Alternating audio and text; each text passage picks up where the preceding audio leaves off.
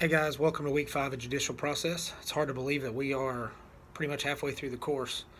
Just a quick recap of what we've gone over so far in the course. We've gone over the different levels, different types of courts.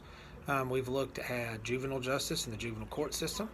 We've looked at the Supreme Court specifically, and then last week we looked at judges and judicial misconduct. A lot of interesting stuff that you guys had to share in the discussion board and in some of your papers. So I appreciate you guys' hard work so far in the course. A couple things I wanted to make mention as far as grades and grading feedback are concerned. Make sure you guys, whenever you're looking at your grades, that you are going in, viewing the feedback, and then also there is a place to actually click and look at the rubric itself. I've popped the graphics and information into the second announcement for week 4. So if you're unfamiliar with that, trying to figure out where you're missing points, where you can improve, please go back, look at that graphic, look in the grade book, follow the instructions there, and just access that information. If you have any problems, have any questions, feel free to reach out to me. I have no problem helping you work through that, because I want to see you guys improve. I want to see you guys get good grades. I want to make sure you guys grasp the material and put together some good scholarly and biblical writings. So out of that, and moving out of judicial misconduct and judges and what a good court system looks like, we're going to look at two very important actors within the court system: defense attorneys and prosecutors. Everybody's got a side, right? It's either the Bulldogs or the Gators, or it's, side A, side B. Some people like defense attorneys. They want to be able to go argue. They're good. They're able to argue well and argue their point. Other people want to be prosecutors. They want to stand up for the state. They want to uphold righteousness. They want to do things of that nature. Both have good basis, good reasonings for existing. And so we're going to look at both of those, which brings us to your discussion board. You get to choose which one would you rather do and why, and bring up good qualities of those. And also compare and contrast that with an analysis on a article that's provided for the discussion board. And looking at that, that is the only assignment that we have for week 5, it looks like. So make sure that your initial posts are in on by Wednesday.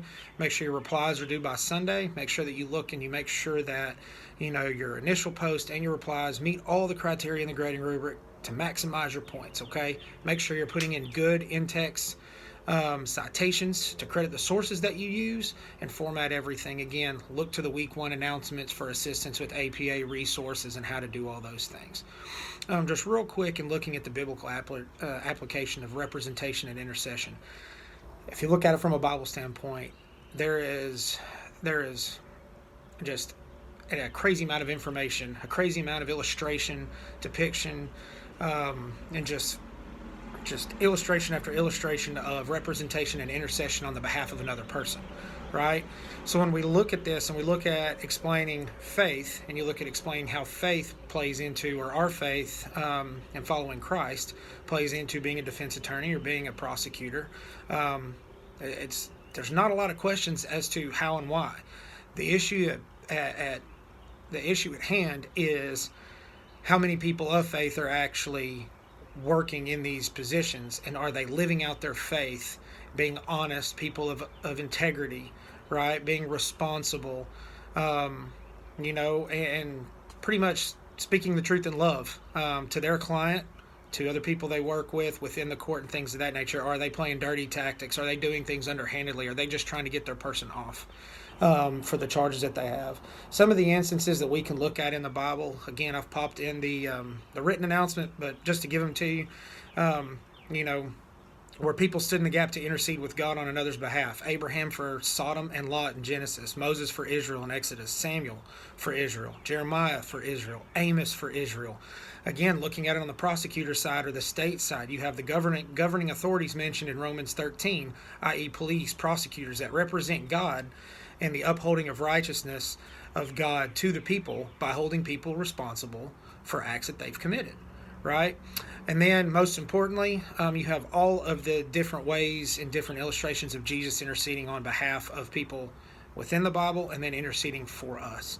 So again, we should intercede for others. Lawyers, whether it's defense attorneys or prosecutors, should intercede, and they should also honestly represent their side. They should do it with honesty and integrity, and they should do it actively living out their faith, giving honor and glory to God. So I hope this message finds you well. If you guys have any questions, please let me know. I look forward to reading your content, jumping into the discussion board, and being involved with those. Again, I'm praying for each of you guys. If you have anything, please let me know, and let's have an interesting discussion about attorneys.